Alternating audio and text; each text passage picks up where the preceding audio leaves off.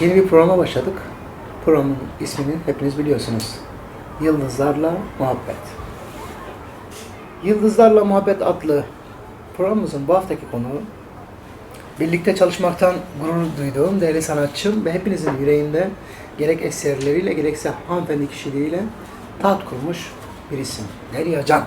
Çok teşekkür Hoş ediyorum. geldiniz. Sen hoş geldin. Evet, bu arada hoş geldiniz derken sen bizim programa hoş geldin. Ben de sizin evinize Vallahi hoş klip geldin. olmasa, stüdyo kayıtları olmasa seni hiç göremeyeceğiz. Çok yoğunsun Şerif. Evet. İyi ki bu da oldu. Seni Evet, gördük. güzel oldu, güzel oldu. Evet. Bu arada değerli dostlar, an itibariyle biz Derya Hanımefendi'nin evindeyiz, Derya Can'ın evindeyiz. Öncelikle evinde bizi ağırladığın için çok teşekkür ederim. Şeref duydum efendim. Teşekkür Eyvallah, ederim. eyvallah. Ayaklarınıza sağlık. Şimdi, tabii ki ben seni çok iyi tanıyorum. Seni takip eden fanların da seni takip ediyor.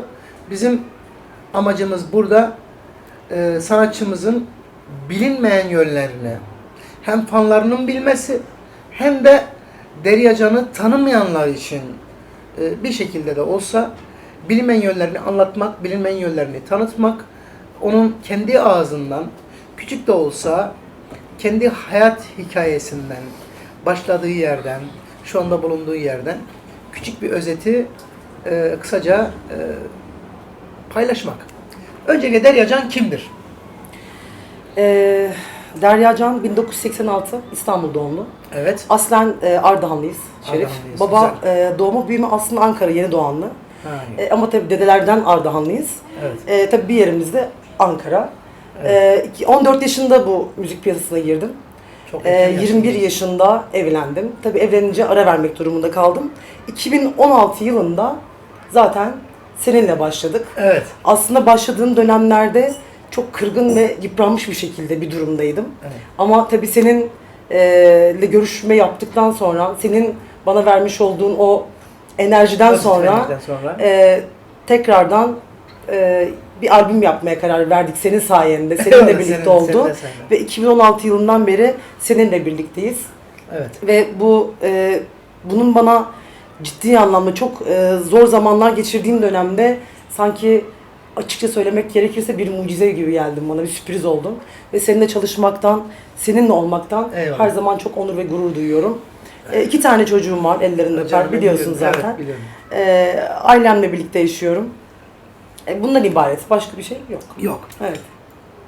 Bu projeye başlarken yani daha doğrusu Şerif Kayran Prodüksiyon şirketini kurmaya karar verdiğimde sevgili Gökhan Doğanay'la da istişare ederken dedim Gökhan'ım ben öyle bir şirket işine gireceğim. Prodüksiyon işine gireceğim. Sen de benimle çalışır mısın ve birlikte aile olur muyuz? Birlikte bir yola çıkar mıyız? Ben sana müzikal olarak destek veririm. Mutlaka bulunduğun yer iyi bir yerdir. Daha iyi yerlere taşınman için enerjimi veririm. Oradan başladık bir şekilde biz aslında Şerif Kayran Prodüksiyon'un müzikal yolculuğu. Dört yanımı derdim sarar, elin değme anam ağlar. Talan oldum ey aman havar, gençliğime zararım, hasretinden ey canım yanar, yüreğime zararım var. Bana geldiler işte repertuar filan falan ne yaparız, ne ederiz filan Derya'ya. Oturduk o sırada Seni Sevdim Ne Yapayım mı ben yeni yapmıştım. Sonra bir düet de yaptık zaten o ilk kliple başladı. Sevgili Burak Tunç'a da selam olsun, o da sağ olsun sözlerini yazmıştı. Yani güzel bir çalışma oldu ve Derya Can'la bugün piyasada, müzik piyasasında, piyasa derken kendine göre güzel bir yeri var. Ve biz özellikle çalıştığımız bütün arkadaşların başarılı olmasını istiyoruz. Tabii ki muhakkak öyle. Evet. Yani herkes olsun çünkü herkes bir şekilde bir umut, bir hayal, bir ukde, umut her şeyden önce umutlarının kırılmaması, geleceğe dair ne yapabilir, ne edilebilirler. Bir defa ben de kendimi onların yerine koyarak onların bir yere gelmesi için ben de çaba sarf ediyorum. Yani senin bunda zaten emeğin çok fazla. Yani ben her zaman söylüyorum. Diyorum ki işte diyorlar ki nasıl, albüm nasıl yapıyorsunuz? Sürekli nasıl gidip geliyorsunuz? Mesela bu sorularla Evet. çok karşılaşıyorum ve hani sosyal medya üzerinden birçok bu işe meraklı olan kardeşlerim de var. Seninle tanışmak isteyen, abla ne olur yardımcı ol. Bize de hani belki bir şey olur, sesimiz çok güzel falan deyip birçok kayıt atan kardeşlerim de var. Onlara da buradan selamlar olsun ama müzik piyasası o kadar göründüğü gibi kolay bir sektör değil. Ve ben her zaman şunu söylüyorum. Diyorum ki biz şarkı mı beğendik? Şarkıda karar mı verdik? O şarkıda karar veriyoruz.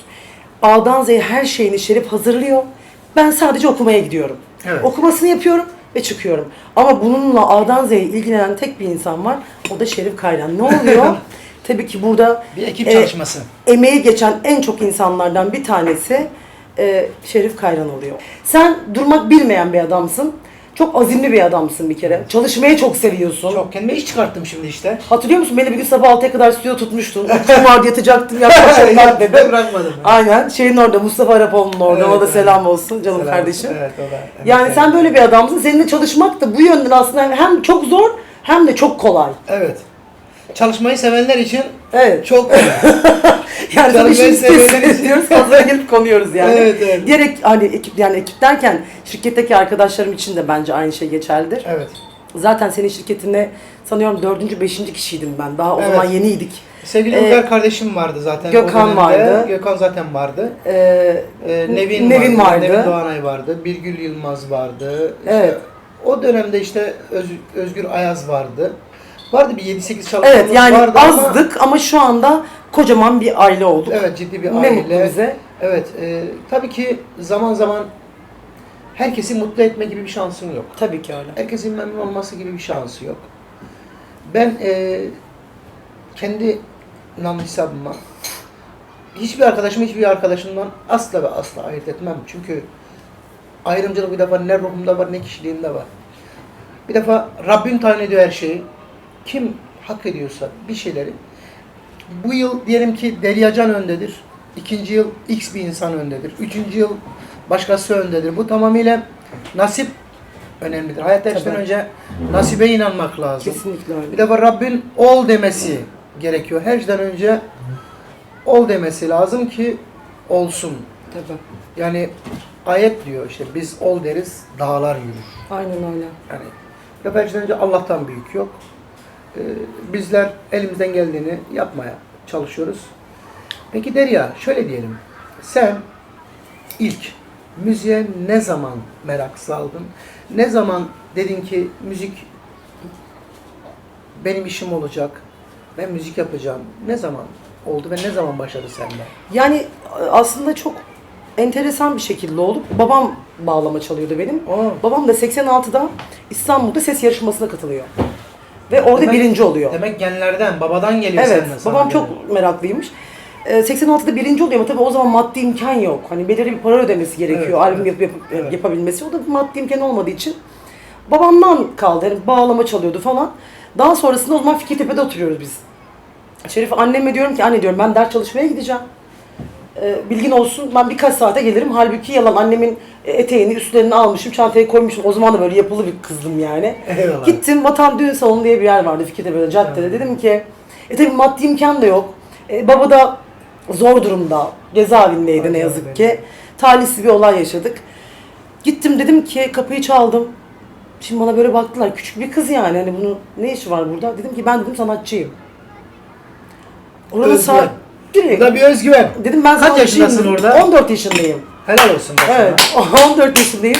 Dedim ki sanatçıyım ben. Böyle tabii bana böyle adam böyle baktı dedi sanatçı mısın? Dedim ki evet. Dedim sahne yapmak istiyorum ben. Evet. Dedi gel gel dedi sen dedi yanıma bir otur bakayım benimle de. Dedi kaç yaşındasın? Dedim ki 18. Yalan. 14 yaşındayım. Ne canım benim ya. Oturduk falan tabii adam anladı. Dedi ki Deryacığım dedi biraz dedi çalışalım dedi seninle. Sen de belli dedi bu işi çok istiyorsun. Ondan sonra söz veriyorum sana burada sahne yaptıracağım dedi. Oranın piyanisti vardı. Tertip diye bir müzisyen sağ olsun. Allah razı olsun. 15 gün ben gittim geldim. Gittim geldim ama ailemin haberi yok. Annemden saklıyorum. Annem çok karşı bu işe istemiyor yani. Sonrasında ilk Tokatların düğününde başladım. 8 şarkıyla. Aynı şarkıyı söyleyip durdum düğünde. Söyleyip durdum. Başka şarkı bilmiyorum Öyle çünkü. güzel. Şeyle çıktım ama. Seninle ilk defa ile çıktım. Güzel. Tabii onunla çıktım. Ondan sonra bir başladık aynı şarkıları tekrar sardık. Oradan itibaren başladı Şerif. Çok zor bir yolculuktu benim için. Hiç kolay değildi. Evet. Ama çok şükür bugün alıyorum istediklerimi yani. Hamdolsun Allah'a. Daha da alacaksın.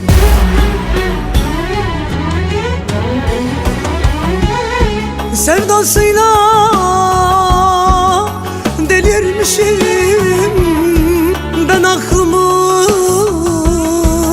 yitirmişim. Canımdan da çok sevmişim. Yalan değil, yalan değil. Sevdasıyla delirmişim, ben aklımı yitirmişim. Canımdan da çok sevmişim. Yalan değil, yalan değil. Geldim ben. İlk hangi şarkıyı okudun mesela? İlk yani mesela gözünü açtın, dünyaya geldin. İşte okul okudun. Okul okumuşsundur mutlaka. Tabii okudum. Kaça kadar okudun? mesela? Orta sona kadar okudum. Sonra lise 1'e geçiş yaptım, okuldan attılar beni. Çok şarkı söylediğin için. Yani cezalar değil, şarkı söylettiriyorlar. Peki ilk ezberlediğin türkü? Ya inan ki hiç hatırlamıyorum. Ama Emrah şarkıları, bir de Kader'in şarkısı vardı, onu hatırlamıyorum işte. Kader'in bir eseri vardı, onu bir de okuyordum işte. Sen açtın gözlerimi, Burhan abinin şarkısı. her şeyi sende gördüm. Allah! Bunu sana yapalım bu şarkıyı ya. Yeni Olabilir, albümde. aynen. Bunu okuyordum yani. Rahmetli Tahir Bir Paker de ve Kader'in Burhan'ın şarkısı. şarkısı vardı, onu hatırlamıyorum, onu okuyordum. Öğretmenim vardı, Gül Almaç kızdığında hemen diyordu gel buraya bir tane şarkı okuyacaksın. Söylemezsen seni affetmem diyordu. Onu okuyordum, oturuyordum yerime. Bu arada çok önemli iki tane ustanın eserlerinden bahsetti. Evet. Biri Tahir Paker şu anda aramızda yok. Allah mekanını Allah nur rahmet etsin. eylesin. Yalan gibi, yıkılmışım ben gibi, benim hayatım gibi ülkemize yön veren, özellikle arabesk müziğine yön veren çok önemli söz yazarı. Seninle ilk defa aynı zamanda. Evet. Bestesi de yine benim örnek aldığım çok değerli abim. Bu tarzın önemli ekollerinden Burhan Bayar abimizin Evet. var da bestesi. Peki okulda şarkı söyletiyorlar mıydı sana? Sürekli. Sürekli çok yani böyle çok haylaz bir kız değildim aslında ama biraz dik kafalıydım herhalde. Öğretmenler bana kızıyorlardı. Bir de sınıfın en uzun, hatta okulun ben veli gibi bir şeydim yani. Ciddi söylüyorum bak. Ablalarım hani andımız falan oluyor ya. Evet. Şimdi andımızı bir tek onu ezberleyemedim ne yazık ki. Uzun böyle olduğum için hemen müdür beni çağırdı. Bayrak çekecek, kaldıracaklar. Ben de eğiliyordum ama. Bayrakçıyı çağırın filan. Aynen. Diyordu sen gel. Ben de hep eğiliyordum beni görmesinler falan diye. Yani düşün, o moddaydım. Ya neler yaşadık ya. Vallahi Şerif yani. Peki müzik yolculuğunda hani ben bu işi yapacağım Evet. dediğinde en büyük gücü kimden aldın? Destek olarak.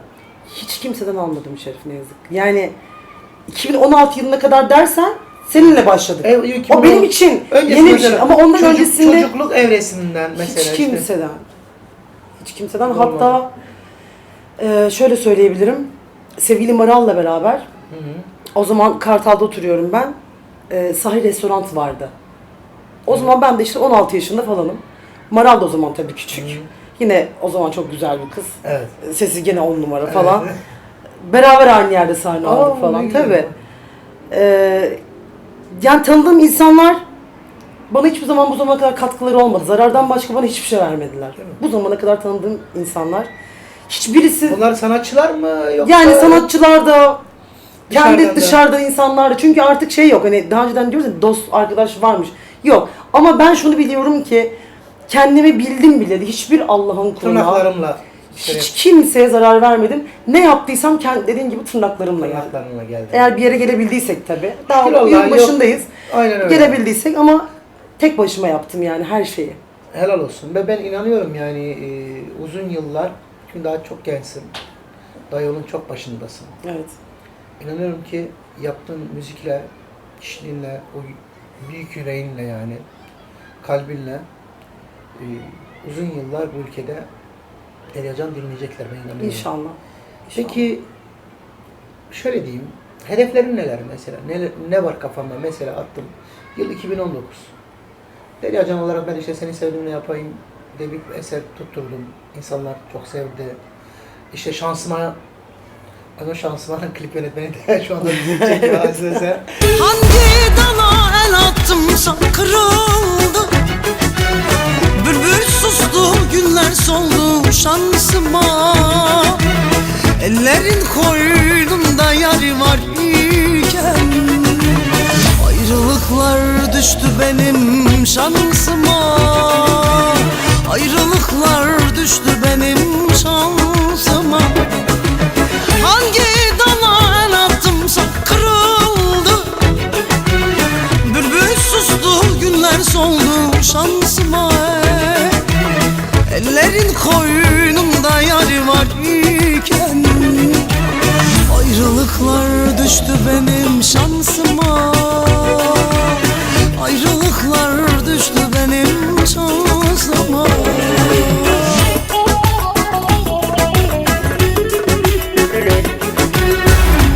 Aziz abim benim, evet, Evet. onu demeyi çok Evet. sağ olsun. Klibimizi çekmişti. Şansıma çok tuttu biliyorsun senden. En son Yapmayan Arız Evet. çok tuttu. Ben neler yaşadım. Ben neler yaşadım da çok tuttu. Zararım var. Zararım var. Sevgili Zararım Uygar var çok Doğanay'la. tuttu. Uygar Doğan'a da selam Evet. olsun Sağ kardeşime. olsun. O da büyük bir özen gösterdi. Tabii, Sağ olsun. evet. Düetiyle katkıda bulundu. Kırmadı bizi. Şu anda sen 2 albümle galiba 5 tane eser insanlara Evet. aşağı yukarı sevdirdin. Evet.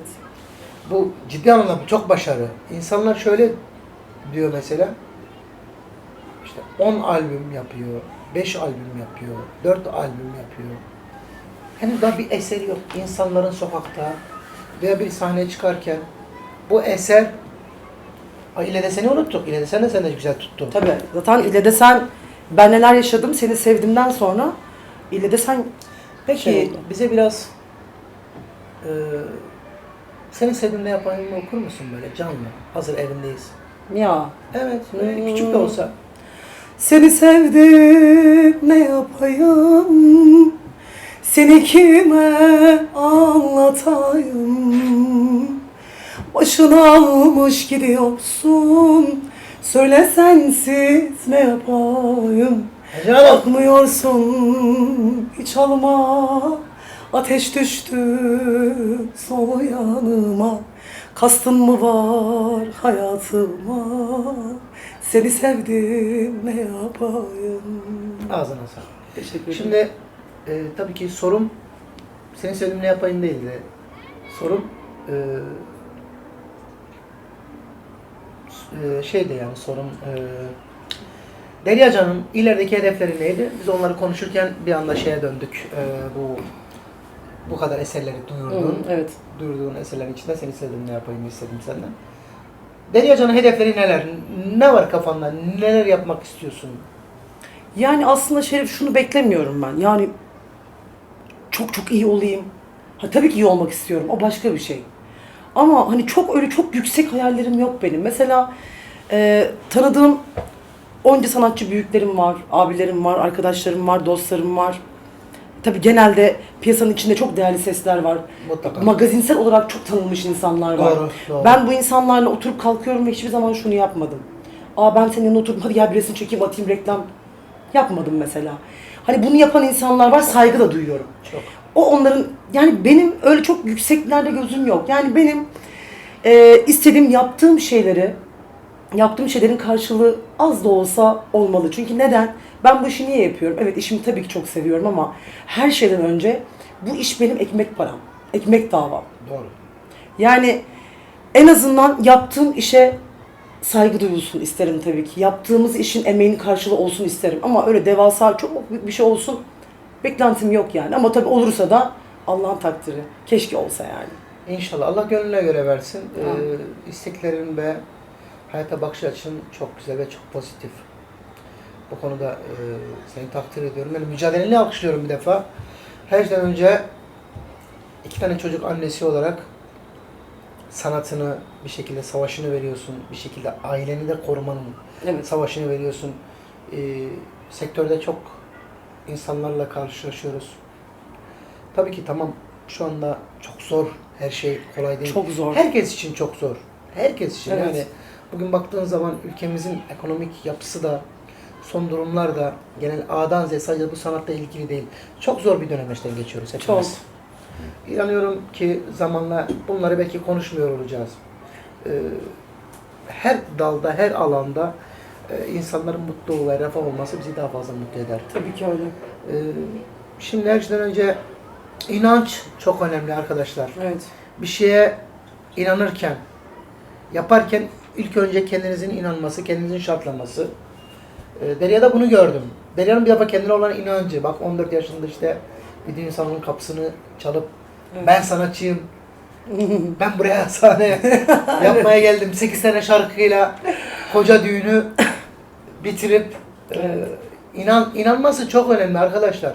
Derya'nın bir şekilde size mesajı aslında bu. Yani İnanmaları. işte o zaman da çok erken, hani evet yaşımız küçüktü belki ama diyorlar yani çok erken yaşta hayata atıldım. Bugünkü yani benim şahsen kendi yaptığım her hareket, her şey geçmişte yaşamış olduğumuz o eziklikten aslında kaynaklanıyor. Yani eziklik derken sakın yanlış anlaşılmasın. Hani imkanlar kısıtlıydı. Hayatı ne kadar zorluklar yaşadık, nasıl zorluklar yaşadık. Çok küçük bir yaşta çok büyük sorumluluklar altına girebildim. Demek ki albümün ismi doğruymuş, ben neler yaşadım. Evet. O zaman- Vallahi öyle. O zaman hadi ben neler yaşadım diyelim biraz, küçük de olsa.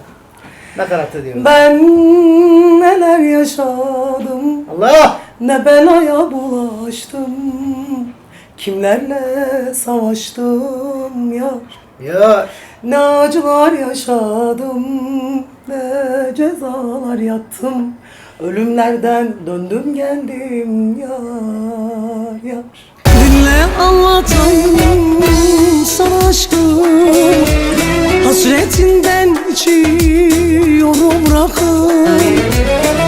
Unuttum sabahı ben akşamlar, zaman saat belli değil kurban oldum. Unuttum sabahı ben akşamlar, zaman saat belli değil kurban oldum. Yapma yanarız zaten zordayız, aşkımız için bela saçarız. Sonunda sen varsan kurban oldum, yemin olsun ölüme de koşarız.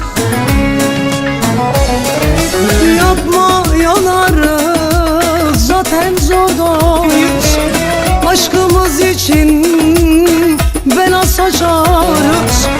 Sonunda sen varsan kurban oldum, yemin olsun ölüme de koşarız. Derya, başından geçen en ilginç anını anlatabilir misin? Başımdan geçen en ilginç. İlginç. En ilginç. Ha, şunu söyleyebilirim, sahneyle ilgili. Evet, olabilir. 16 yaşındayım. 16-17 yaşlarındayım. Muğla'da bir mekana gittim. Evet. Orada da 18 yaşından küçüklerin çalışması tabii yasak. Yasak, Çünkü evet. alkollü bir mekan. Tabii. Tabii ben de sanatçıyım. Sahne alacağım. O bölgeye şu an bilmiyorum ama jandarma bakıyordu. Evet. 2 katlı bir yerde. Sahne aldığımız yerin hemen yan tarafında böyle bir alan vardı. Evet. Orası açılıp kapanabiliyormuş. Oraya işte alkolleri falan koyuyorlarmış. Evet. Erzakları falan filan. Tabii jandarma gelince dediler ki hadi çabuk çabuk çabuk. Dedim ne oluyor? Dediler ki senin çalışma, yani yaşın küçük, çalışamazsın burada. Dedim ne yapacağım? Ben de bir şey bilmiyorum. İlk mekanlarımdan yine bir tanesi. Dedim ne yapacağım? Dediler ki aşağı atlayacaksın. Dedim hangi aşağı atlayacağım? Hemen böyle kaldırdılar orayı. Böyle bir çengel taktılar, kaldırdılar, beni aşağıya attılar Şerif. Eyvah! Düştüm, sebze şeyinin sanki sebze halinin içine düşmüş gibi. Onun içine düştüm. Canım benim. Tabii. Kostümün de var üzerinde. Tabii. Sahne kıyafeti. Ya bir direkt atladım, bileğim falan acıdı. Ay. Öyle bir atladım ki, yani en ilginç anlarından bir tanesi odur. Tabii Allah. sonra dedim ki yani iş halloldu falan. Dediler ki tekrar sahneye, dedim ki ben bileğim acıyor, ben çıkamam.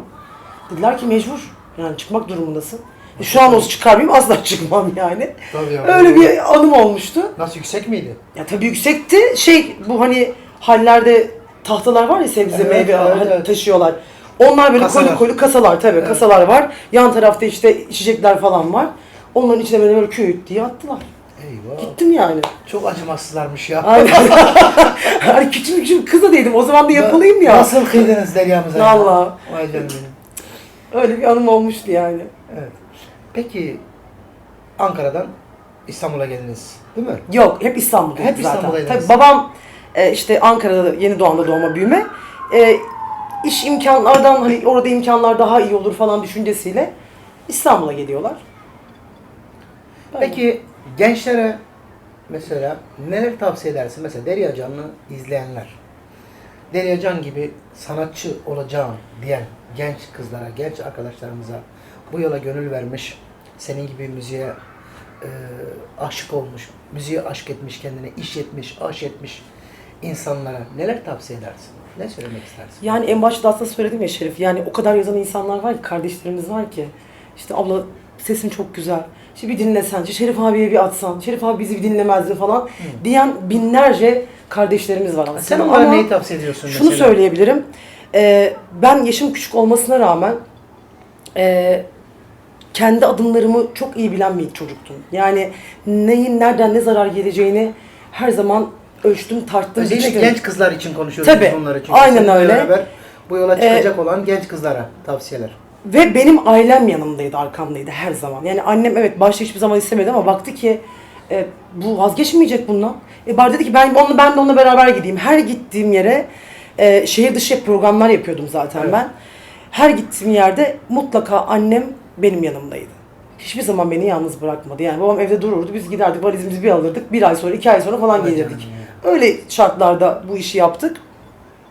Şimdi aslında Şerif eskisi gibi değil. Mesela ben çok iyi hatırlıyorum. 2005-2006 yıllarında Unkapanı'nda geziyorduk. Hani ne oldu bizi bir dinleyin falan filan yapıyordum ben. Ama o zamanlar faaliyet vardı. müzik Tabii o faaliyeti zaman vardı, şey şirketler vardı, Uslu Kambay vardı. Usta abi, evet. Uslu abinin yanına gittim falan, aldı beni. O zaman Show TV falan, işte röportaj falan, böyle bir heyecanlıyız falan. O zaman biliyorsun ses yarışmaları falan Tabii, var. tabii. Girmeye çalışıyorsun. O zaman torpiller de çok oluyor, almıyorlar tabii, bilmem tabii, ne. tabii. Çok zorlu bir süreçti. Yani şu an baktığın zaman çıkıp sokağın ortasında oynuyorsun, pat fenomen oluyorsun. Böyle bir durum da var. Tabii. O sosyal medyayı şu anda iyi kullananlar. Evet var yani. Ama gerçek anlamda bu işi yapmak isteyenlere şunu söyleyebilirim. Bir kere en başta ailenizin rızası olmadan, ailenizin bilgisi olmadan bu konulara girmeyin. Evet çok mu istiyorsunuz? Ailenizle gidin. Güvenilebilecek artık doğru düzgün insanlar kalmadı. Yani şu an aklıma kimse aslında gelmiyor. Yani Şerif Kayran Prodüksiyon, evet bu adam derse ki evet hadi gel kardeşim sen bu yolda yürü. Evet yürüyebilirsin ama hiç sesin yokken de ben bu işi yapayım ne olur al şu paramı al deyip bunu da yapmayın. Mesela yazıyorlar bana. İşte abla benim o kadar bütçem var. Şerif abi yapabilir mi? Yani aslında bütçeyle de alakalı. Evet tabii ki bütçenin bunda katkısı çok ama Yetenek. Bir de her şeyden önce temeline baktığın zaman müzikal bir eğitim, onun yanında sesinin yeterli olması, bir defa ışığın olması. Her şeyden önce. Yani bu bir bütündür. Yani ben diyelim ki bir arkadaş geldi, beni aradı, dedi ki ya benim sesim çok güzel. Ben bir şeyler yapmak istiyorum dedi ve ben herkese elimden geldiğince cevap vermeye çalışıyorum aslında. Dinliyorum arkadaşım mesela, diyorum ki arkadaşım yeterliyse diyorum şöyle bir yoldan izlemen lazım. Yetersizse diyorum ki en azından yeterli hale gel. evet. Yani benim de burada tavsiyelerim. Ben de büyük bir usta değilim yani, ben de hasbelkader bu işi yapmaya, Senelerden beri. severek yapmaya çalışıyorum ben de. Benim de tabii ki tavsiyelerim tamamıyla müzikal bir eğitim. Her şeyden önce eğitim. Gerek sosyal, gerek kültürel, gerekse sanatıyla olan eğitim. Kendini bir hazırlamak. Ne istediğini bilmek. Ne istediğini bilmeyen bir insan zaten nereye ulaşacağını da bilemez. Evet. Çünkü hayat bir bulmacadan ibaret değil ki. Tabii. Çünkü tamam kaderi Allah yazıyor. Sümaşa. Ama insan da kendi kaderini bir şekilde tayin edecek adımlar atıyor. Bir şekilde sen bunu istiyorsun ama istediğin şey nedir? Onu bilmek gerekiyor. Bir defa Derya'nın çok güzel mesajları oldu siz gençlere. Her şeyden önce ne istediğinizi bilin Bir mantığında. de kaderi çok zorlamamak lazım. Yani bir şey Kesinlikle. olmuyorsa illa olsun falan diye bunun çabasına Yani yenilen- girmemek lazım. yenilen Yani pehlivan güreşe de tabii olmazmış. ki sahne. Şimdi sesi çok güzel ama sahneye çıkıyor robot. Evet. Yani insanlarla olan diyaloğu, insanlarla olan o göz teması bunlar çok önemli. Yani karşı tarafa bunu hissedebilmek, yani hissettirmek çok önemli. Şimdi sesi var, sahnesi yok, sahnesi var, sesi yok. Eyvah. Olmuyor.